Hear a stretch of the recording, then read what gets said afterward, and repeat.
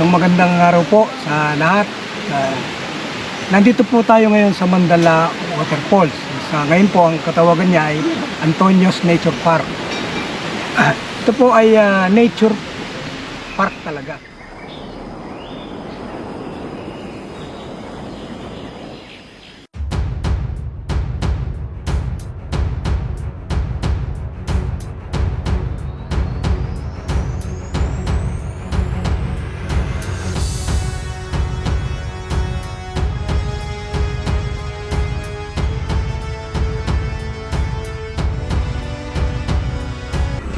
Yon, nandito tayo ngayon sa DRT kung saan may nagaganap na event ang ating tourism ng DRC.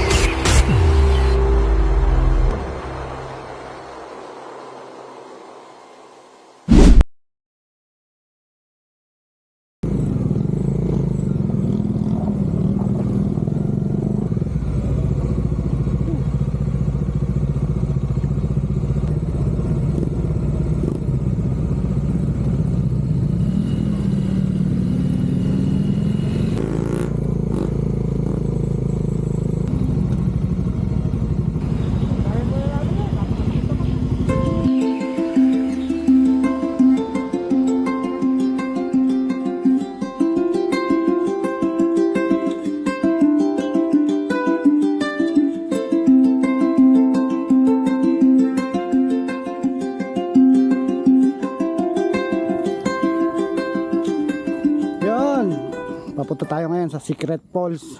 What? Kung saan isang oras at kalahati tayong maglalakad ng Moto DS. Secret ba yan? Mandala yan.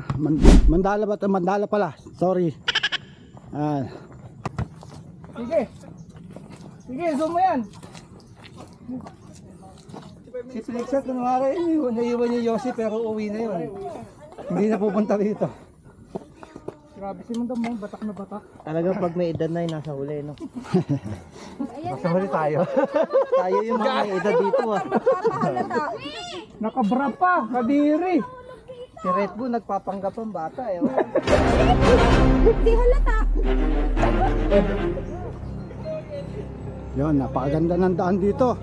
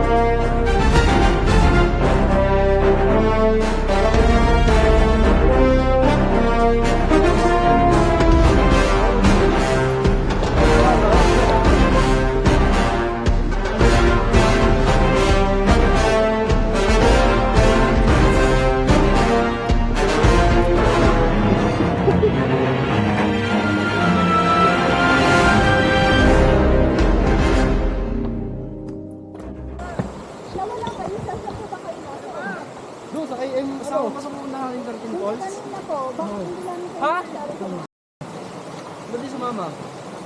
Eh, nilakad eh.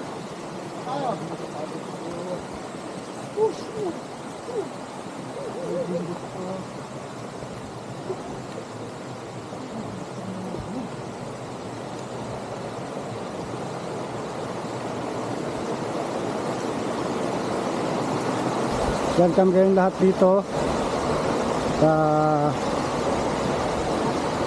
pwede nyo sama yung pamilya, mga kaibigan at yung mga kids. Pwede kayong mag overnight dito. Mura lang ang entrance dito, 60 pesos. Wala naman kayong puproblemahin sa tubig, pagkain dahil meron silang tindahan dito. Yan. Silipin natin ang ganda ng Mandala. Ako nga po pala si Kuya Tony Maganti. Po yung itinakda o tinalagang tagapamahala, tagapangasiwa ng Antonios Nature Park. Ito po ay nature park talaga. Nature na nature po ang dating. Wala ka po ritong makikitang mga konkreto, di ba, doon sa flooring po ng aming CR. Ang Mandala po ay hindi po nakakadala, kundi kaya po tinawag siyang Mandala Waterfalls. Gawa po nung ang mga bundok po dito, ang tawag ay Mandala Mountain. Kaya una pong tawag sa kanya ay Mandala Waterfalls. Ngayon, dahil hindi po yun na-aprobahan ng DTI, kaya po naging Antonios Nature Park, pinangalan naman po bilang memorabilia doon sa nag-develop nito na si Antonio Andales Basay Jr., yung pong magulang ng asawa ko at ng mga kapatid niya.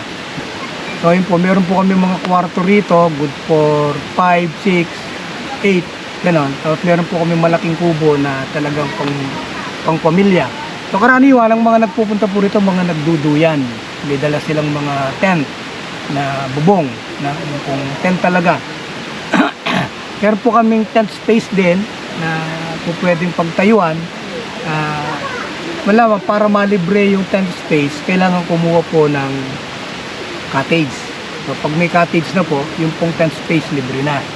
Pero pagka po ayaw nilang mag-cottage, meron pong bayad yung tent space, depende po doon sa turista. CR dito wala pong bayad, libre. Yung pong paligo, yung pong banlawan, wala rin pong bayad. Po kami ditong source of water, hindi po nag-iigib dito ang turista pagka magbabanlaw. Dipihit po ang mga namin dito, ang mga gripo. Nagkataon meron pong mataas na salisoy. So, kinunan lang po namin ng tubig yon, kaya meron kaming source of water. Kaya yung ibang nagpupunta rito, meron daw kami nawasa. Hindi po. Nature po yung tubig namin. Mineral. Galing po sa bukal. Ang bukal po yung tubig na iniinom dito. Pinanguhugas. Marami po salamat.